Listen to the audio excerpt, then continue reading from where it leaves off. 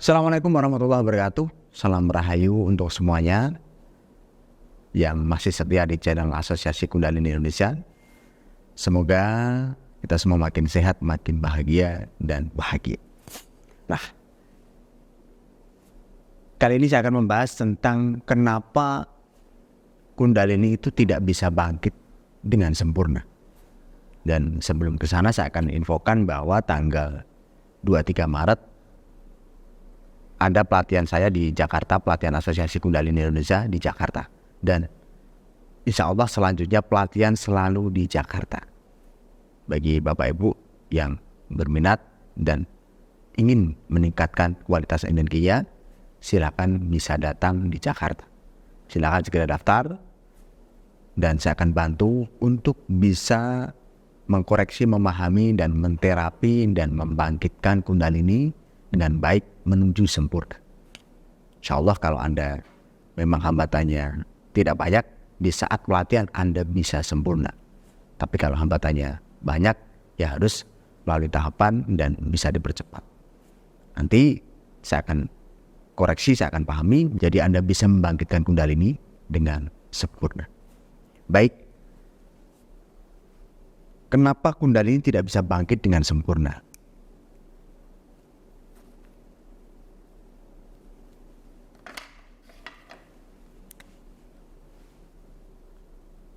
Kenapa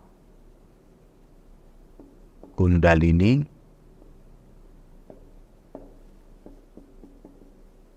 tidak bisa bangkit dengan sempurna? Ada 3 persiapan yang pernah saya jelaskan di video sebelumnya, yaitu pertama persiapan fisik,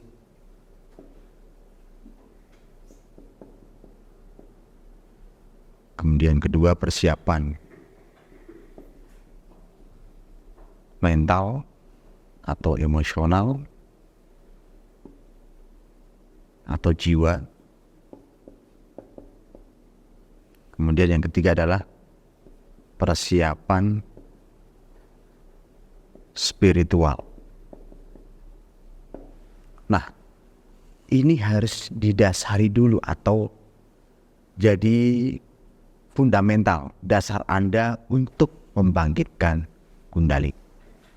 Fisik, paling tidak Anda sehat dari sisi cakranya, terutama di tulang belakang.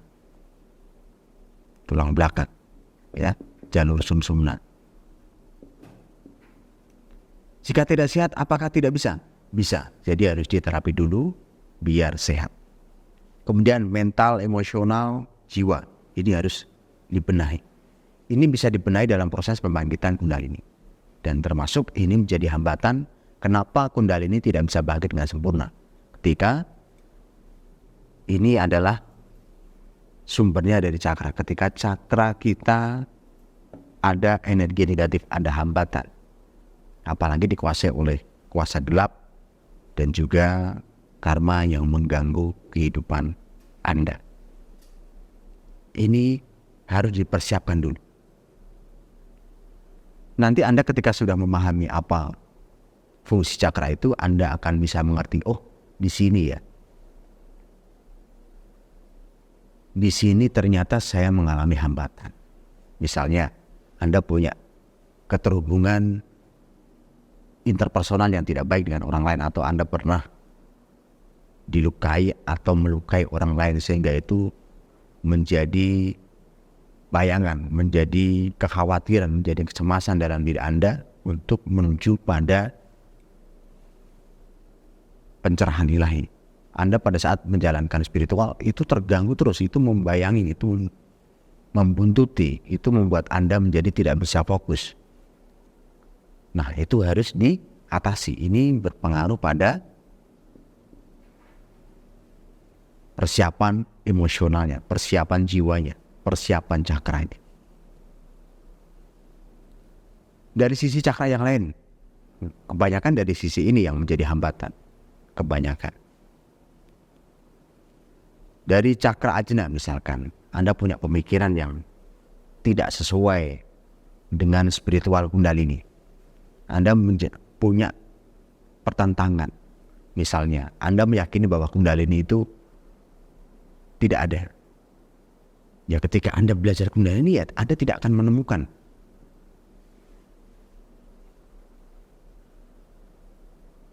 manfaat, pencerahan, dan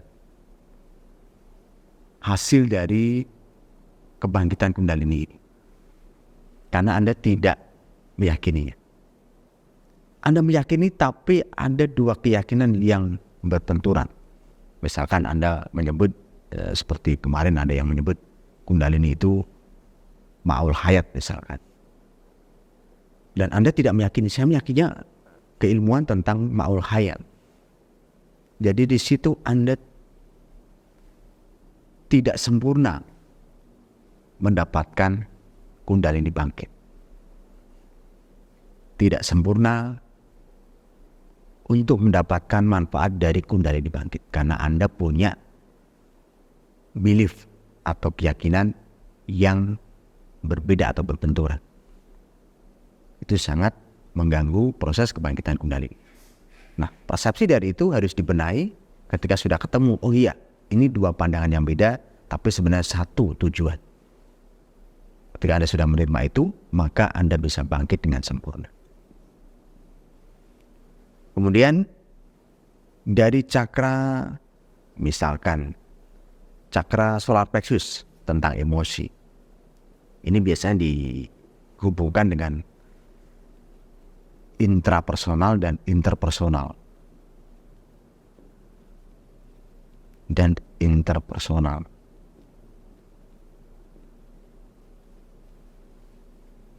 Intra itu dalam batin Anda, emosi yang memang dibawa oleh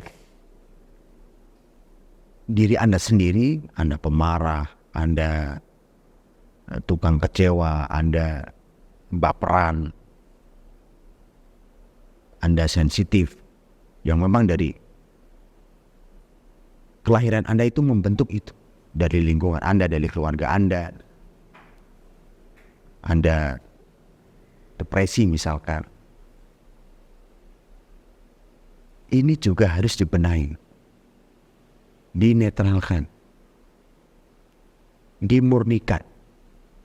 Maka di dalam proses Kundalini bangkit nanti, ini secara otomatis ketika dibangkitkan dia akan memurnikan semua cakra.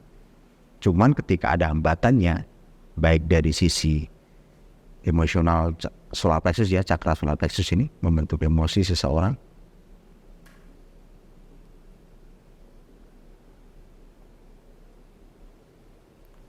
Maka di sini akan ada gejolak yang muncul ketika Anda meditasi. Gejolak itu bisa dari sakit tubuh fisik di bagian solar plexus. Anda merasa seperti tertusuk-tusuk di bagian lambung. Anda merasa seperti Anda ketutan, ketidakseimbangan energi di ida pinggalannya di solar plexus. Maka harus dipahami apakah itu bentuk dari ego Anda, intrapersonal Anda, atau interpersonal Anda, atau introject yang hadir dalam hidup Anda. Introject itu sesuatu yang di luar diri Anda dan mempengaruhi Anda. Itu interpersonalnya. Ketika muncul maka harus dimurnikan, diberesi. Kenapa bisa begitu? Apa yang diinginkannya? Apa tujuannya? Apa yang dibutuhkannya? Sehingga apa dia bisa netral, bisa berdamai. Ketika sudah berdamai, maka Anda akan mencapai kebangkitan Kundalini yang sempurna. Ini harus butuh ahli. Jadi tidak bisa Anda selesaikan sendiri. Karena ketika Anda selesaikan sendiri tanpa ada bimbingan, Anda bisa nyasar-nyasar, bisa mendapat solusi yang tidak tepat atau tidak jelas hasilnya. Kemudian setelah itu pahami juga cakra yang lain, cakra seks, cakra dasar, cakra tenggorokan, cakra mahkota. Tadi sudah ya, cakra jantung, cakra ajaran, gambaran seperti itu. Jadi kebanyakan pengaruhnya adalah di persiapan cakranya. Kenapa Kundalini tidak bisa bangkit dengan sempurna? Karena kebanyakan manusia memberikan energi negatif di cakranya, atau tidak memberikan tapi terberikan, terkontaminasi, termasuki energi negatif baik dari dirinya sendiri atau diberikan oleh orang lain. Ini harus dimurnikan dulu, baru Anda bisa menikmati kebangkitan Kundalini dengan sempurna. Spiritual, ya, ini harus Anda punya keyakinan. Harus Anda punya kebijaksanaan tertinggi dalam hidup Anda. Bisa Tuhan, malaikat, roh suci, dewa dewi, siapa yang menjadi kebijaksanaan tertinggi dalam hidup Anda. Anda harus punya spiritual tertinggi yang menjadi kebijaksanaan tertinggi, puncak kedamaian yang Anda tuju, puncak spiritual yang Anda hadirkan, yang Anda yakini di dalam hidup Anda. Ini ya, Tuhan, penguasa alam semesta,